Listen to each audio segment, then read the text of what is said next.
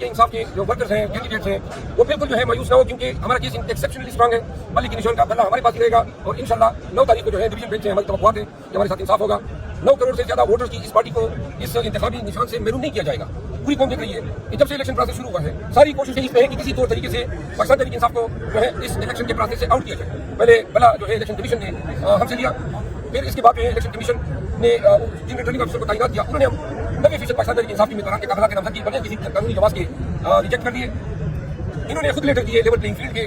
पूरी मुल्क में हमारे लिए जो है क़यामत और कर्फ्यू का समय कल पेशावर के लोगों ने और जम्मू की पूरे पाकिस्तान और पुलिस ने देखा कि इस बिल्डिंग को जो है चारों तरफ से पुलिस ने बड़ी तादाद में घेरने में दिया था। ये तायद जरूर करते हैं कि इन आरपीओज, इन आईजीज जिन्होंने एसएचओज और डीएसपीज को मजबूर किया कि वो अपने इख्तियार करा, इधर कल इन्होंने वकला को अंदर नहीं आने दिया, तो लिहाजा हम वक्त आने पर ये अहद करते हैं कि इंशाल्लाह ये जितने पीएसपी अफसरान हैं, इनको हम इनकी यूनिफॉर्म से अगर इन्होंने ये साबित हुआ तो जरूर ये कोशिश करेंगे कि ये अपनी नौकरी से महरूम हो। और चूंकि इन्होंने कोई कसर ही नहीं छोड़ी, हमारे पास कोई दूसरा रास्ता ही नहीं छोड़ा हमारे पास। और ये जरूर इनको बताते हैं कि हमारे मजदूरों की रिवायत है कि हम जाति करने वालों को माफ नहीं करते हैं। तो इस तरह जातियां कर रहे हैं। जो कल सरताज वजीर की गुजरी वो खातून है, रिस्पेक्टेबल है, असल में इस धरती की बेटी है, वो आई थी बेचारी इंसाफ मांगने की, जी पंजाब में उसके खिलाफ नाजायज मुकदमे लड़े। यहाँ पे पुलिस ने जो असर किया सबके सामने, हम इसकी मजम्मत करते हैं। और साथ में चूंकि हम देख रहे हैं कि इतने मुकदमों में हमें फंसाया गया है कि हम ये कोशिश जरूर करेंगे कि जो वकला की तदीन हुई है इस पे हम हाई कोर्ट में कंटेम्प्ट ऑफ कोर्ट की पिटीशन लाएंगे।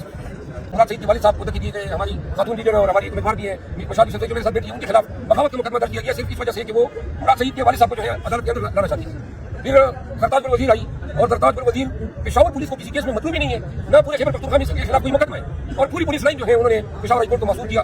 पेशावर और केपी की पुलिस जो काम करने पर लग चुकी है, जिस तरीके से ये पाकिस्तान तहरीक इंसाफ और अवाम के हकूक की पाबंदी कर रही है, इनके जराइम अपना काबिल माफी बनते जा रहे हैं। हमें किसी एसएचओ और पुलिस कांस्टेबल से गिला नहीं है, वो मातात है, लेकिन जिन आरपीओज और आईजी के दौर में ये काम हमारे साथ हो रहे हैं, वो संजीव नंबर जो डीआईजी थे और जिसको सुप्रीम कोर्ट ने उसकी अपील खारिज की थी, इन्हीं वजूहात की थी कि जहां पे पुलिस अफसरान नाजायज इख्तियार का इस्तेमाल करेंगे तो ऐसे लोग नौकरी के काबिल नहीं है। हम सिंगल बेंच जो है सुन सकता है अगर डीबी अवेलेबल ना हो। तो कमरान आदमी अखिल साहब ने जब ये समाप्त की तो उस वक्त डीबी अवेलेबल नहीं थी, तो लिहाजा डीबी के लिए ये केस फिक्स करना 9 जनवरी के लिए। तो जुडिशियल प्रॉपर्टी का ये तकाजा था कि ये केस 9 जनवरी को मजाज अदालत सुनती और मजाज अदालत डिवीजन बेंच थी 2 जज साहबान।